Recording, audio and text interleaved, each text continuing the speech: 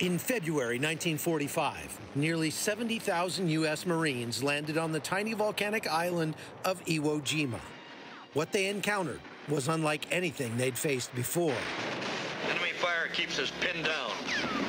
We want to pull the beach over our heads like a blanket. An enemy they couldn't see, a battlefield designed to kill, and a fight that would test every ounce of courage.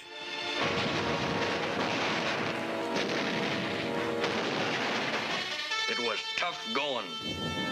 Many didn't make it. Anything they had, they were shooting.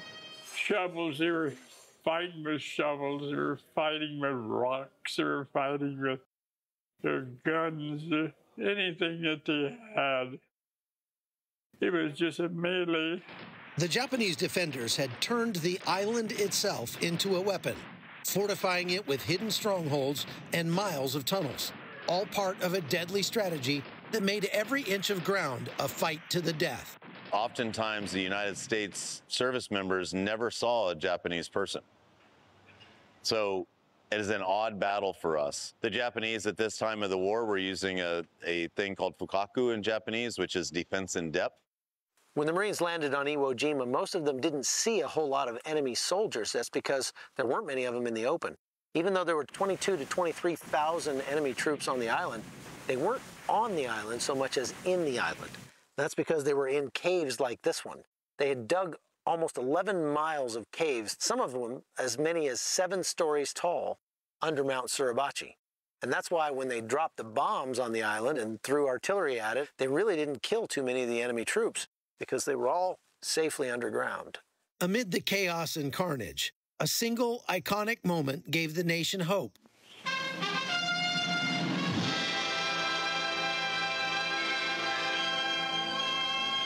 Suribachi is ours, a toehold on the southern tip of the island. A lot of people talk about the flag raising, which happened on the 4th day, like that's the culmination of the battle, when in reality it was just the very beginning of the battle. It is an island that saw 6,821 Americans killed. I didn't know what to think. I mean, they told us not to get real too happy over the thing. The war wasn't over. It wasn't over at all. We were going to have to push to the other end of the island. I cried. To see Old Glory up there on that hill, God, that was something else. You can't believe that. I was on the airstrip, and I just happened to look, and the flag went up. I said to the guy, look, the flag come up, you know. And I like the other guy said a lot of clapping. I didn't hear no clapping. All we said is about time, you know. The Japanese defenders held out almost to the last man. They knew they were going to die. There was no going home from Iwo Jima. Every single man on that island knew that this was the end, and they fought accordingly. From their fortified positions on Mount Suribachi, the Japs look right down our throats.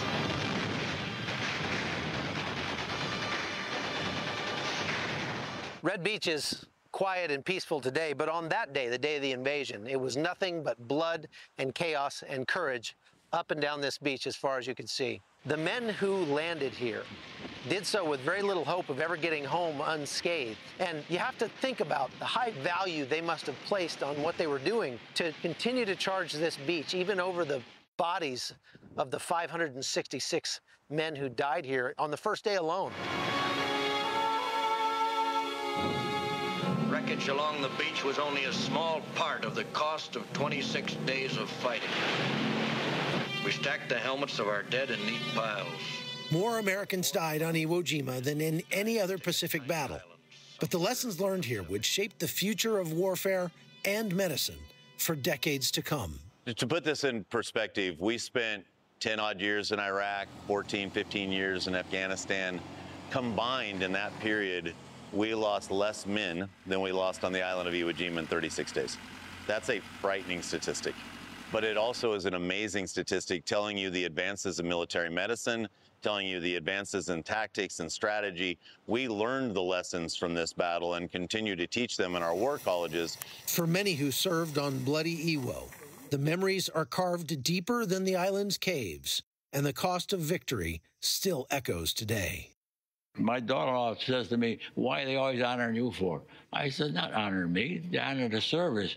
The real people that should be honored, the people in the ground. I said, those are the heroes, not the ones that came back. 8 decades later, the youngest of the veterans who survived Iwo Jima are now in their late 90s, so few remain. This may be the last year any of them are able to return, to walk these beaches once more and honor the comrades they left behind. From the hallowed ground of Iwo Jima, I'm Chuck Holton for CBN News.